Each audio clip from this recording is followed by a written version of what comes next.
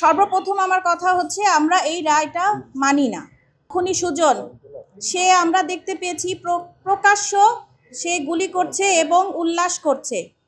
তার সাজা কিভাবে ৩ বছর হয়? আমার ছেলে মিরপুর 10-এ 4 আগস্ট গুলিবিদ্ধ হয়ে শহীদ হয়।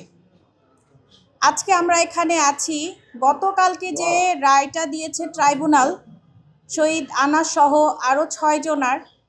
তো এই সর্বপ্রথম আমার কথা হচ্ছে আমরা এই রায়টা মানি না।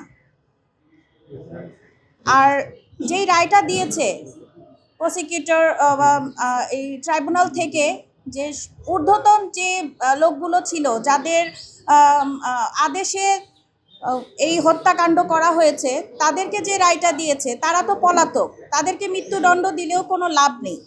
যারা এখানে আছে, যারা কারাগারে আছে,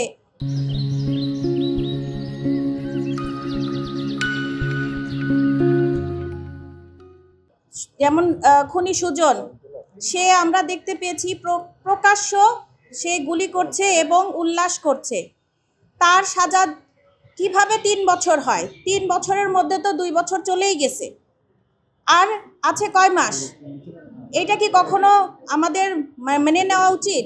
কখনোই মেনে নেওয়া উচিত না। আমরা আমাদের সন্তান হারিয়েছি, মানে অমূল্য একটা, এটার কোনো মূল্য হয় না যা আমরা হারিয়েছি। আজকে দেখেন এই সুজনের কারণে যারা ভালো মানে যারা এই হত্যাকাণ্ডের সাথে জড়িত ছিল না, যেসব পুলিশরা, তাদেরকেও আমরা বিতর্কিত করতেছি, তাদের প্রতিও আমরা কোনো আশ্বাস মানে তাদেরকে আমরা পছন্দই, এখন পুলিশ দেখলেই আমাদের বিরক্ত লাগে, তাদেরকে আমার দেখতে ইচ্ছা করে না। তো আজকে আমি যেটা বলতে চাই যে এই সুজনের কারণে আজকে আমাদের যারা ভালো পুলিশ, যারা আমাদের সহযোগিতা করছে, যারা আমার পাশে দাঁড়াচ্ছে, তাদেরকেও আমাদের বিতর্কিত করতে হচ্ছে। তাহলে কি সেখানে আমাদেরকে উচিত না যে এই সুজন যে হত্যাকাণ্ড করলো, যে আমরা প্রকাশ্য দেখতে পাচ্ছি, তাহলে তার সাজা যদি 3 বছর হয়, তাহলে তো সেই 3 বছর পরে বের হয়ে সে আরেকটি খুন করবে। সে আরেকটি খুন করার তার ভিতরে আরও, যেহেতু সে কোর্টে দাঁড়িয়ে তার মাকে বলতেছে যে মা তুমি চিন্তা করো না, আমার কিচ্ছু হবে না। তার মানে তার ভিতর কতটা কনফিডেন্স যে আমার কিছু হবে না। তাহলে সে যে বের হয়ে আরেকটা হত্যাকাণ্ড করবে না, এমনকি যাদের ছেলেকে তারা হত্যা করছে সেই পরিবারের কোনো ক্ষতি করবে না, তার কি মানে সিউরিটি নিতে পারবে এই ট্রাইব্যুনাল বা এই সরকার? এখন আপনারা কি চান? আমরা একটা স্মারকলিপি জমা দিয়েছি।